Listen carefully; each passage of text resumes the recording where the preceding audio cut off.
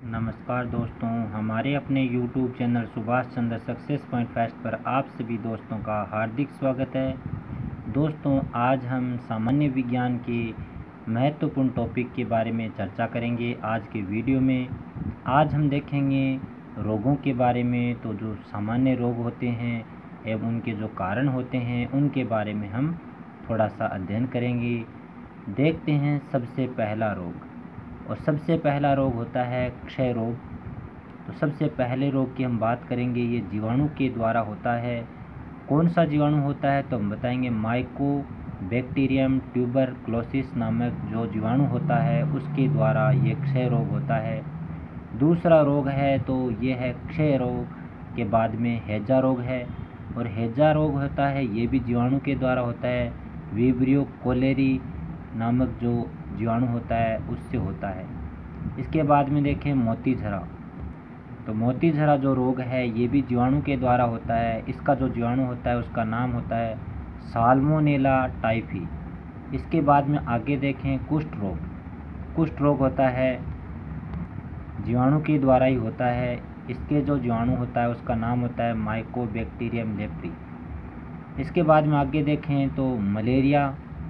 Malaria जो रोग होता है ये प्रोटोजोआ जनित रोग होता है, और इसके जो प्रोटोजोआ होता है वो प्लाज्मोडियम होता है। हाथी पाँव की बात करें तो हेलमिंथ, और इसका जो जीवाणु होता है वो होता है हेलमिंथ वर्ग का बुचेरेरिया बेनखोप्टाई। इसके बाद में निमोनिया की बात करें तो ये जीवाणु जनित रोग होता है डिप्लोकोकस न्यूमोनी।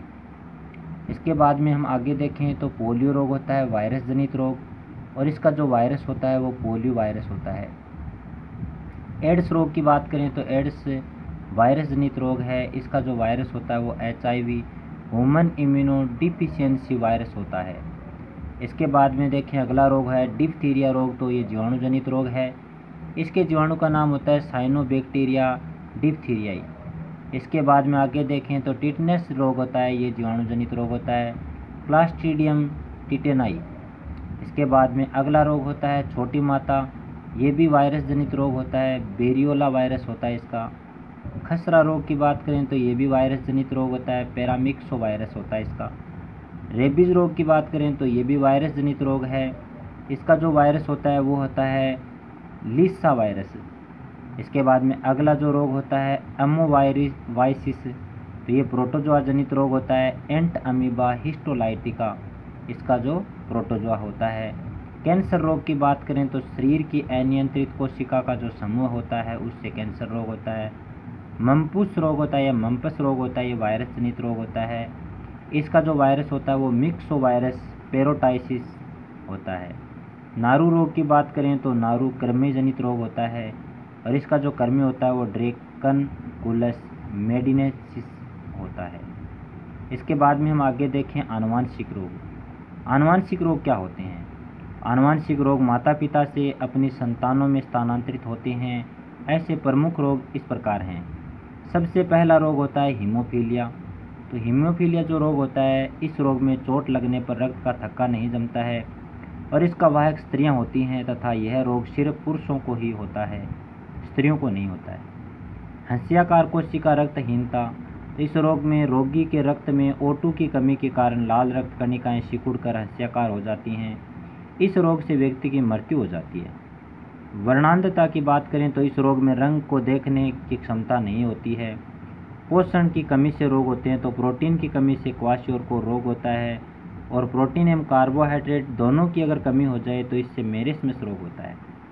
आनुवंशिकी की बात करें तो आनुवंशिकी क्या होता है तो बताएंगे कि एक पीढ़ी से दूसरी पीढ़ी में स्थानांतरित होने वाले लक्षण आनुवंशिकी लक्षण होते हैं, तथा यह प्रक्रिया आनुवंशिकी कहलाती है। जॉन ग्रेगर मेंडल ने आनुवंशिकी लक्षणों के वंशागति के नियमों का प्रतिपादन किया था। उन्होंने यह प्रयोग मटर के बीजों पर किया था। मेंडल के अनुसार प्रभावी लक्षण ही संतति में प्रकट होते हैं, और अप्रभावी लक्षण होते हैं वो दिखाई नहीं देते हैं। न्यूक्लिक अम्ल की बात करें तो न्यूक्लिक अम्ल दो प्रकार के होते हैं। एक तो होता है DNA डीऑक्सी राइबो न्यूक्लिक अम्ल, और दूसरा होता है RNA राइबो न्यूक्लिक अम्ल। तो आनुवांशिक लक्षण DNA द्वारा एक पीढ़ी से दूसरी पीढ़ी में ले जाए जाते हैं। डीएनए हमारे जीन्स की संरचना का मुख्य घटक है। डीएनए अणु का मॉडल वाटसन क्रिक ने दिया था। वाटसन व क्रिक 2 वैज्ञानिक थे, उन्होंने दिया था। उन्होंने इसका आकार द्विकुंडलिनी बताया, जो सर्पिलाकार सीढ़ी नुमा होता है। प्रत्येक अणु में डीएनए के 2 सूत्र संपित कुंडलित होते हैं या रहते हैं। इसके बाद में आगे देखें तो कुछ वायरस में डीएनए के स्थान पर आरएनए आनुवंशिक गुणों के वाहक होते हैं। ऐसे वायरस कहलाते हैं जो एड्स का एचआईवी वायरस है, इसी प्रकार का वायरस है। न्यूक्लिक अम्ल के प्रमुख घटक की बात करें तो पेंटोज शर्करा होती है। डीएनए में डीऑक्सीराइबोन्यूक्लिक अम्ल की जो श्रृंखला होती है या शर्करा होती है। आरएनए में राइबोन्यूक्लिक अम्ल की शर्करा होती है, फास्फोरिक अम्ल की होती है। नाइट्रोजन क्षारक की बात करें तो ये निम्न प्रकार के होते हैं, आगे देखेंगे। पिरिमिडिन नाइट्रोजन क्षारक तो साइटोसिन डीएनए एवं आरएनए दोनों में होते हैं। थाइमिन देखें तो यह डीएनए में पाई जाती है। यूरेसिल देखें तो यह आरएनए में पाई जाती है। प्यूरिन नाइट्रोजन क्षारक की बात करें तो एडिनिन आरएनए एवं डीएनए दोनों में। ग्वानिन और इसके बाद में अगला है जिन, तो यह गुणसूत्रों पर स्थित होते हैं तथा आनुवंशिक लक्षणों का नियंत्रण करते हैं एवं संचरण का कार्य भी करते हैं। गुणसूत्रों की बात करें तो मानव में गुणसूत्रों की संख्या होती है वो 46 होती है, अर्थात 23 जोड़ी होती है। ये गुणसूत्र 2 प्रकार के होते हैं, एक तो कायिक गुणसूत्र होता है, इनकी संख्या 44 होती है, ये शरीर रचना का निर्धारण करते हैं। लिंग गुणसूत्र की बात करें तो नर में एक्स वाई